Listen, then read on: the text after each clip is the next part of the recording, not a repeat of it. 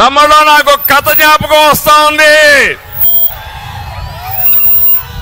ఒక రాజా అనే వ్యక్తి ఎప్పుడు సైకిల్ ఎక్కి తిరిగేవాడు. ఏ కష్టం లేదు, పెట్రోల్ ఖర్చు లేదు, ఎక్కడికి పోవాలన్నా సైకిల్ మీద దూసుకెళ్లిపోయేవాడు. సాఫీగా జరిగింది. ఒక వ్యక్తి వచ్చాడు, అతను అడిగాడు, నువ్వు నాతో రా, నిన్ను బ్రహ్మాండంగా స్పీడ్గా తీసుకుపోతాను, స్వర్గాన్ని చూపిస్తానన్నాడు. Motor bike ఎక్కించుకున్నాడు. కొంత దూరం పోయాడు, పెట్రోల్ అయిపోయింది, పెట్రోల్ కొట్టించమన్నాడు. అతను అనుకున్నాడు, ఎక్కాము, ఏం చేయాలో తెలియదు, పెట్రోల్ కొట్టించాడు. అక్కడి నుంచి ఇంకొంత దూరం పోయాడు, మోటార్ బైక్ చెడిపోయింది, రిపేర్ చేయమన్నాడు, రిపేరు చేశాడు. ఇంకొంత దూరం పోయాడు, చీకటి పడింది, మోటార్ బైక్ నిలబెట్టి ఒళ్ళుపై నుండి అన్ని కూడా దోచుకొని పారిపోయాడు.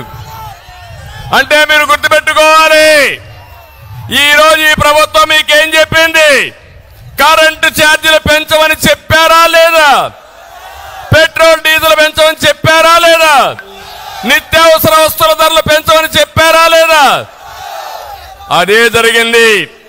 పెట్రోల్ పోయించడం అంటే పన్నులు వేయడం, రిపేర్లు చేయించడం అంటే ఎక్కడికక్కడ ఇష్టానుసారంగా అన్ని విధాలుగా దోచేయడం.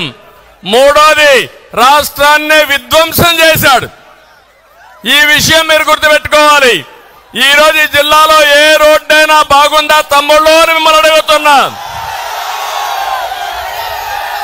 ఏ కాలువైనా పూడికి తీశారా అని మిమ్మల్ని అడుగుతున్నా. ఏ డ్రైనేజీలైనా పూడికి తీశారా అని మిమ్మల్ని అడుగుతున్నా. వ్యవస్థల్ని సర్వనాశనం చేశారు. అందుకే అంటున్నా, రజనీకాంత్ డైలాగ్, రాజా అర్థమైందా? ఇప్పటికైనా అర్థం చేసుకున్నారా మీరు అని అడుగుతున్నా.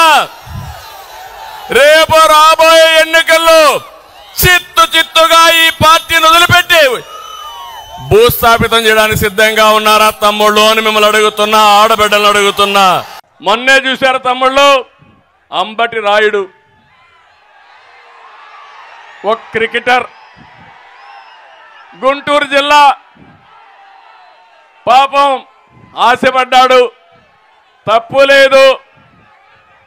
జగన్ మాయగాడున్నాడు, మాయ చేశాడు, నీ గుంటూరు పార్లమెంట్ ఇచ్చేస్తా అన్నాడు, పోయి పని చేసుకోమన్నాడు. ఏం తమ్ముళ్ళు అంతవరకు బాగానే ఉందా? ఇంకొకరిని పిలిచి నీకు ఇస్తా అన్నాడు, ఆ పేరు నేను చెప్పను. దాంతో ఇతనికి అర్థమైపోయింది, దాంతో ఆయన నైజం అర్థం చేసుకున్నాడు. వచ్చే ఎన్నికల్లో వైసీపీ క్లీన్ బౌల్డ్ అని అనుకొని అక్కడి నుంచి ఫీల్డ్ లేక్ ఎంటర్ కాక మునిపే పారిపోయాడు. అవునా కాదా? ఇది మీ అందరికి అర్థమైందా నేను అడుగుతున్నా. ఈ రాష్ట్రంలో అందరినీ మోసం చేసి, ప్రతిరోజు మాటలు చెప్పి, ఎదురుదాడి చేసి, నానా బూతులు తిట్టించి తద్వారా రాజకీయం అనుకుంటున్నాడు. నిన్న మొన్న కూడా చూశారు, ఎవడు నన్ను ఎక్కువ తిడితే, ఎవరు పవన్ కళ్యాణ్ ఎక్కువ తిడితే, ఎవరు లోకేష్ని ఎక్కువ తిడితే వాడికే సీటు. ప్రజలకు సేవ చేసిన వాడికి కాదు, ప్రజల్లో అభిమానం ఉండేవాడికి కాదు, డబ్బులకు రాజకీయంగా తిట్టేవాడికి ప్రాధాన్యత ఇచ్చేవాడు ఈ ప్రపంచంలో ఎవరన్నా చూశారా అని మిమ్మల్ని అడుగుతున్నా.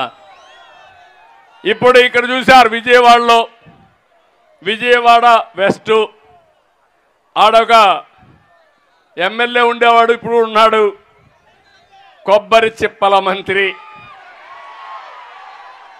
అవునా కాదా? ఆ కొబ్బరి చిప్పల మంత్రి మొత్తం ఎండోమెంట్స్ అంతా అప్రతిష్ట పాలు చేశాడు. ఇప్పుడు ఆ కొబ్బరి చిప్పల మంత్రి వెస్ట్ లో వేస్ట్ అయ్యాడు, సెంట్రల్ లో బెస్ట్ అయిపోతాడు.